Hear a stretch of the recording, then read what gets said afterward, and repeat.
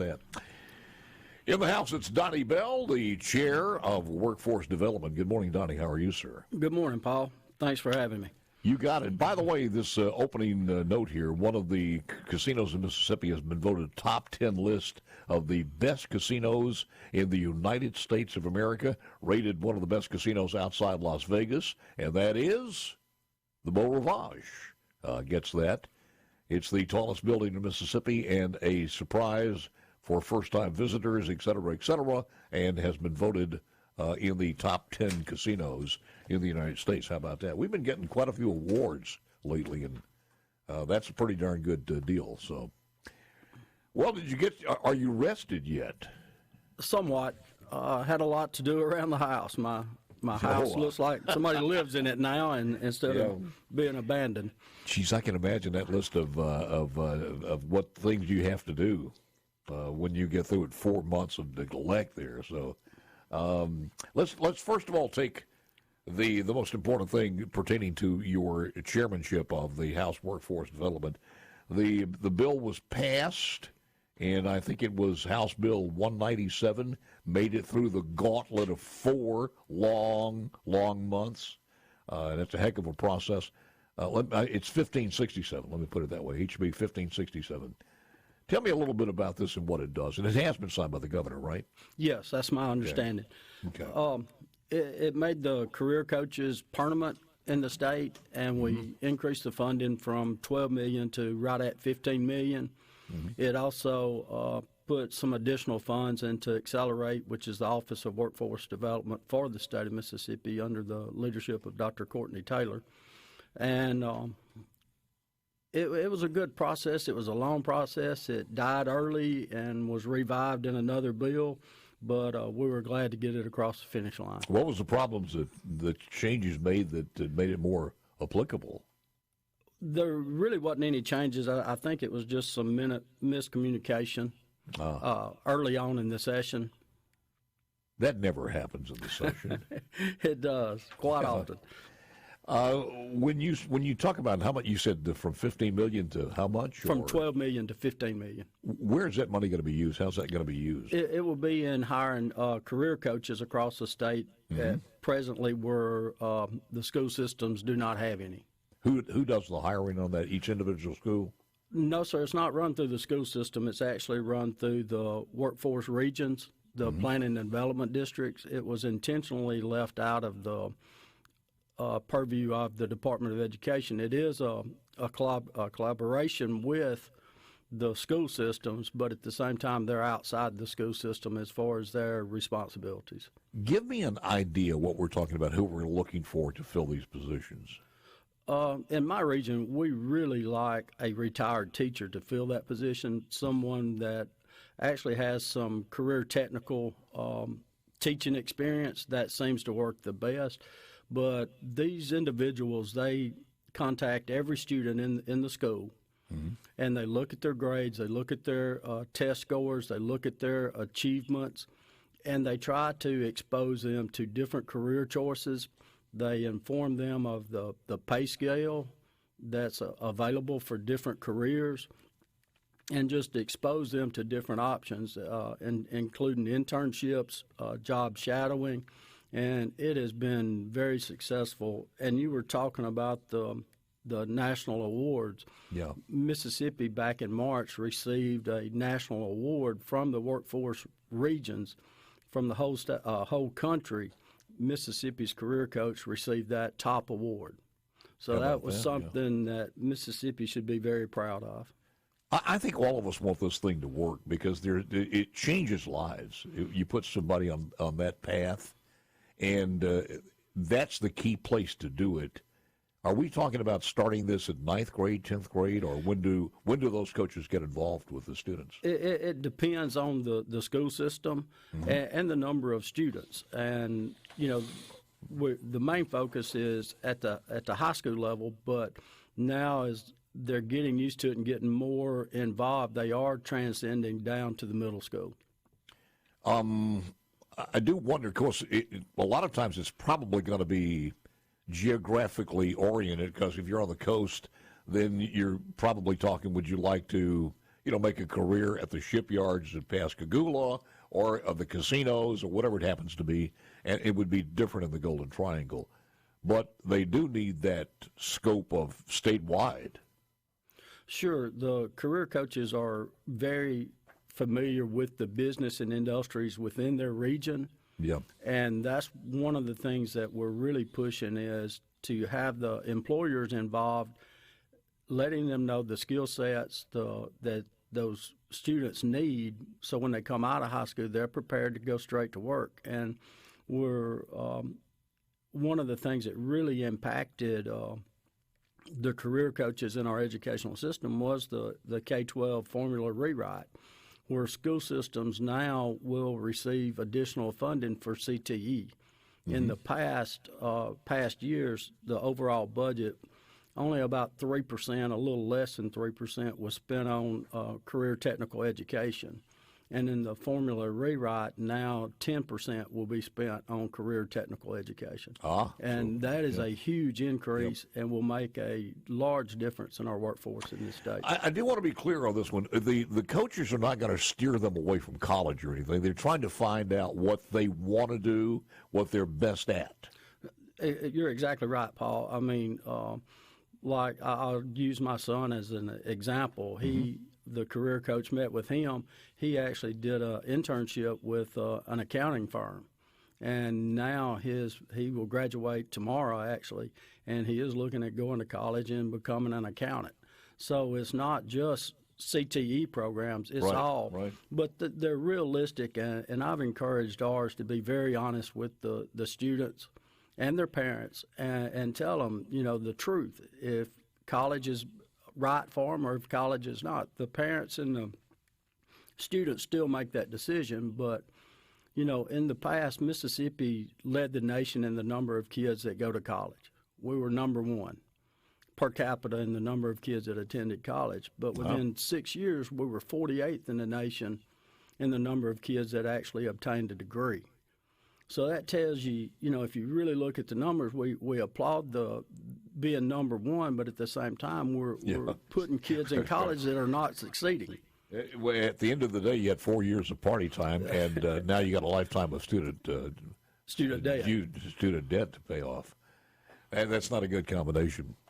Will this start in July of this year, or is that next school year? For next school year? The career coaches are year-round. They won't really interact with the students too much. I'm talking about the additional hires. That money's going to be used for the next school year? Yes, they should start hiring July 1. How many schools do this?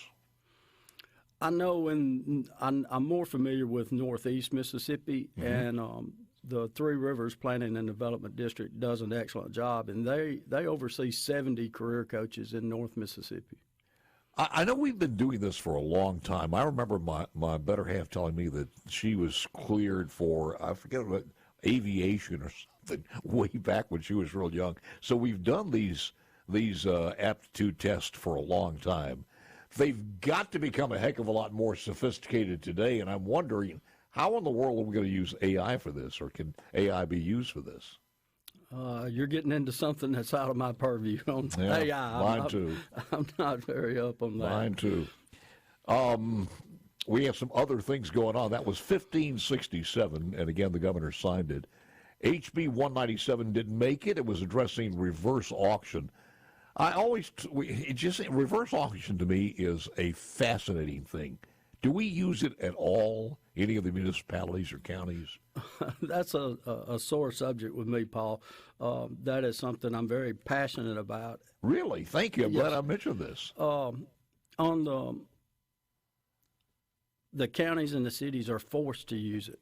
Mm-hmm. They do not have an option. They have to use a reverse auction.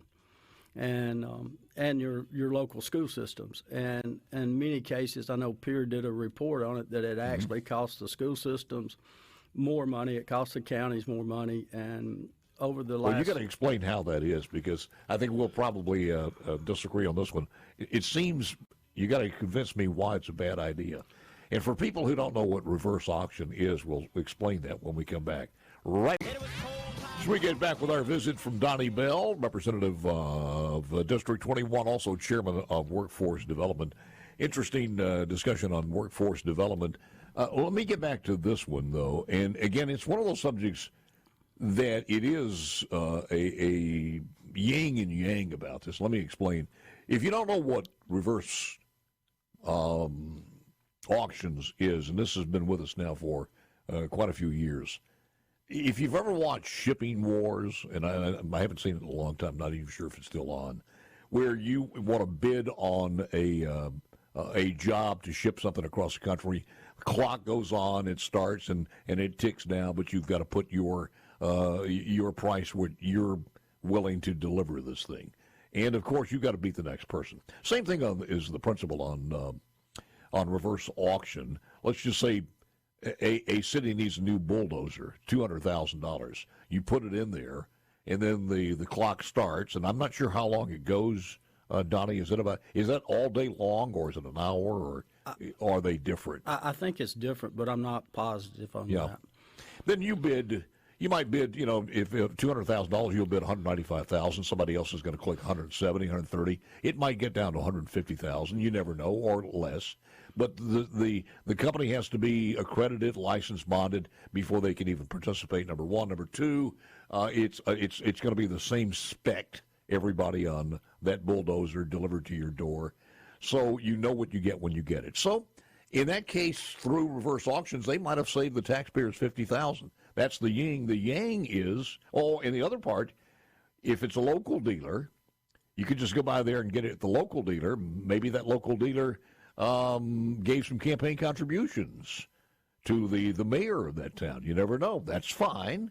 But the other part of the yang is that maybe he also is giving to the local schools, supporting, bought the school board, hired the people in that community. So it's not an easy question sometimes, and I'll let you take it from here.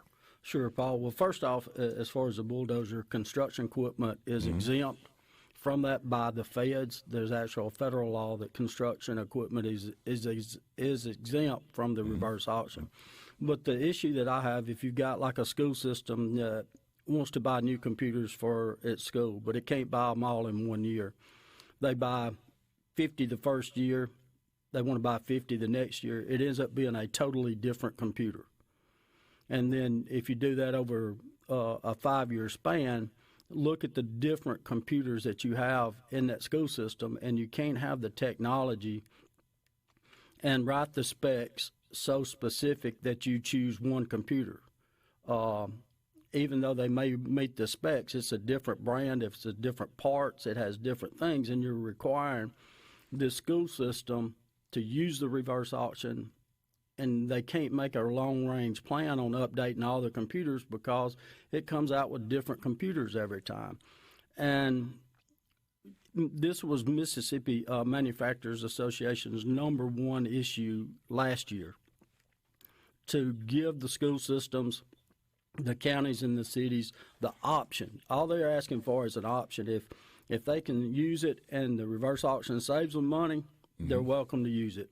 But at the same time, if they would rather do it through the bid process, and they put it in their minutes and their notes why they're not using the reverse auction, to allow them to do that. And I just think, we really don't require state agencies to do this. If they've got a purchasing agent, they don't have to use the reverse auction.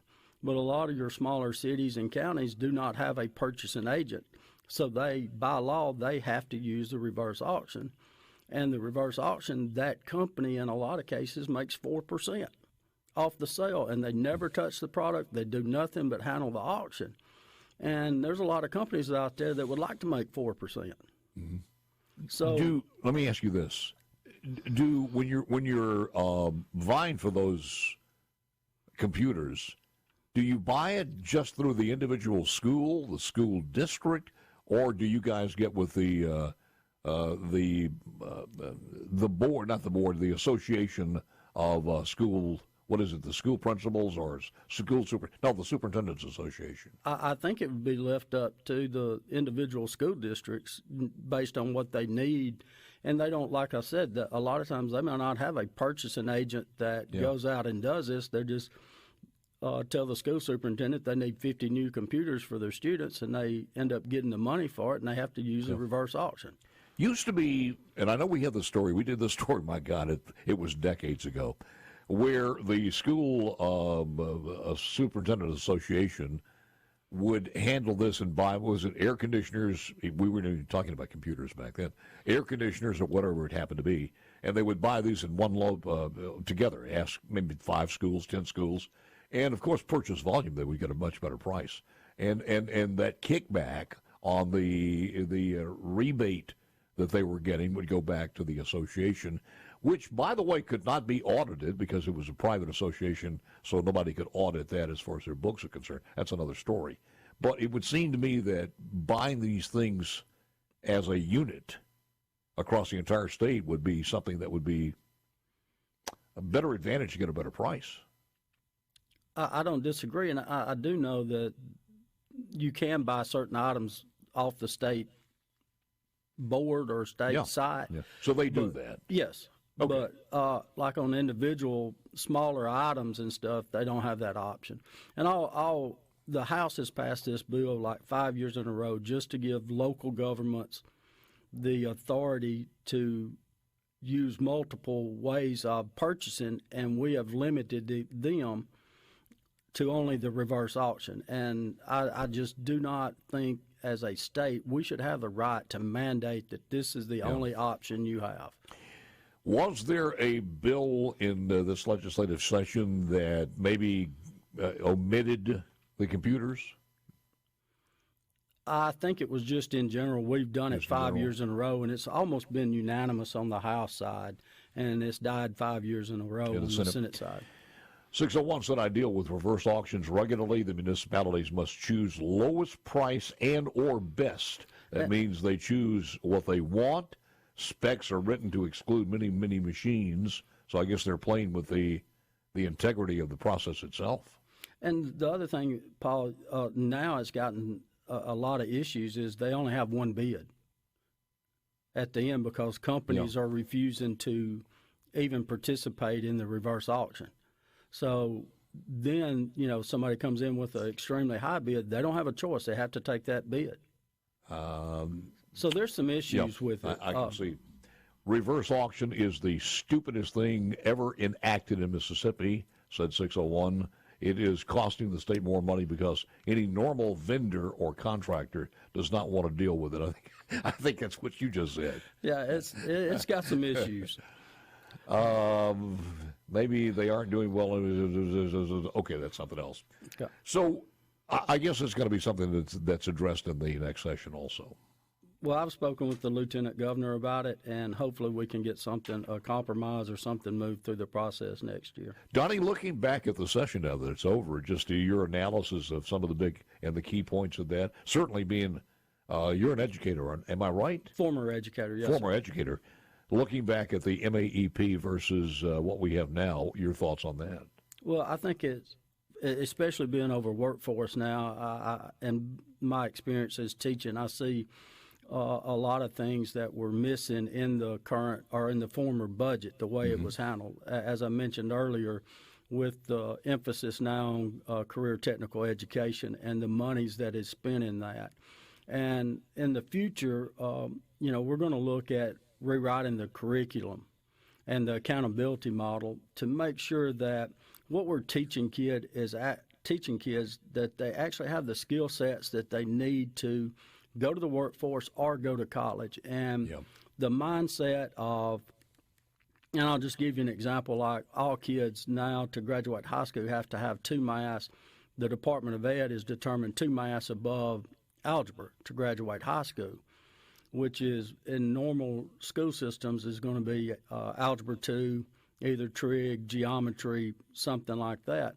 Well, if you got a kid that wants to be a carpenter, plumber, truck driver, whatever, there's other skill sets that we could be teaching those kids, whether it's business math, personal finance, construction math. But because they are not at the level that the department has determined to be above or equal to algebra, they're not allowed to teach those courses. as far as a graduation requirement. And again, I took Algebra 1 and struggled through Algebra 2 also. And I don't ever use it that much in radio. It's not that big of a deal. I've actually used it in my life, but at the same time, is that the best skill set that we need to be teaching kids? So we're really looking at that in the future. There is a couple of other things I would like to. Sure, we got a final segment, and I got to ask you also about this one though, and we didn't address it in this last one, but having an educational background. Why in the world are we still funding DEI? You talk about new curriculum. Man, that should have been done yesterday. But also DEI, the implementations of that at IHL and still funding it. Your thoughts on that, and is that something we need to address in the next legislative session when we return with Donnie Bell? And you wanted to mention something we were talking about rebooting the curriculum in most of these schools, which is probably past due for quite a few years. Yeah, I just want to, with Accelerate, they've come up with sector strategies on what jobs are available. Mm-hmm. We just want to make sure that kids or students have the opportunity to take different courses that align with the career choice that they're looking at. And I've met several times with Dr. Lance Evans, that's going to be the new school superintendent, and I think we're on the same page. I'm really looking forward to working with him over the next few years. What's your thoughts on this, and is it something that you guys have talked about during the session as far as DEI, where a lot of states have stopped that curriculum and that practice within the IHLs of their state? We have not. Paul, that is, I got to be careful of what I say, in today's environment, but you can't fix stupidity. And there's a lot of, just use common sense. And I think that's the route that we need to go, whether you're talking about, men going into women's bathrooms, whether men can play female sports, whether you're talking about DEI. We just got to use common sense, and that's where I'm at on the issue. You're on, and we have limited time here. You're on Ways and Means also. I Yes. didn't have a chance to ask. This came up after Trey was on with us, the chairman, as far as making that decision, and apparently the governor signed it to spend, $95 million on a new warehouse for liquor. Yes, sir. Any thoughts on that one that we could have a drink together on? I'm really a non-drinker, Paul, but I know people like... I didn't say that. I didn't say it had to be alcohol. I know people enjoy their liquor, and my understanding is the current warehouse cannot meet the standards that the environment demands. Understand that. Here's the problem. $95 million is obligating us to stay into the liquor business when more people are getting out of it. And you cannot sit down to a person with common sense and tell us why we're continuing to be in this business that was established as prohibition, checks and balances many years ago. We don't do this for beer. We don't do it for drugs. We don't do it for anything else. Why would we want to obligate ourselves $95 million that's going to be passed on to the consumers mostly for the next 25 years to stay in the liquor business when we ought to get out? From that analogy, I can't argue with you, Paul.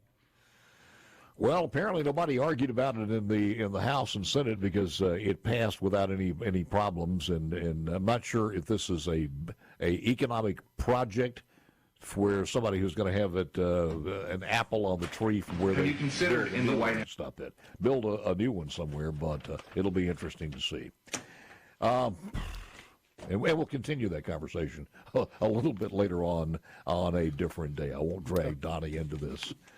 Anything else real quick? Last words here. Well, I just think, as far as the House, we moved through we took on some very serious issues, whether it was the education right, the Medicaid expansion, PERS, the Women's Bill of Rights. We moved a lot of stuff through the legislature or through the House, and it was a tough session, a lot of ups and downs, a lot of highs and lows, but we survived, and Want to take a break and looking forward to next year. What's your feedback then on as far as Medicaid from your people?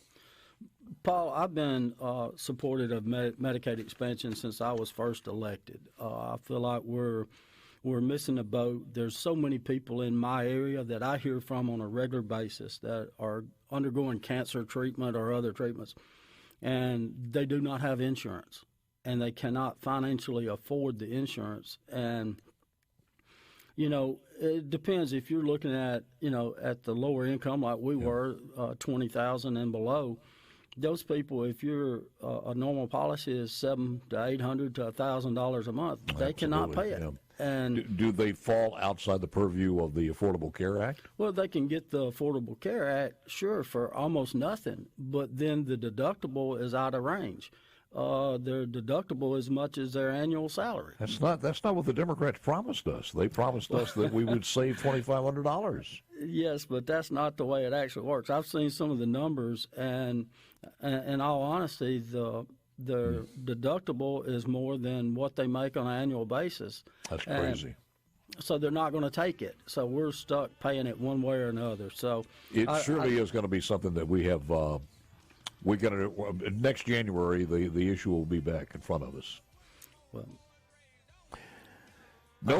no rumors about a special session, right? Nothing that I've heard. Very good. As always, sir, it is a pleasure. I thank you so very, very much. It's Donnie Bell, and Donnie, don't be a stranger, sir. Call us anytime. Thank you, Paul. You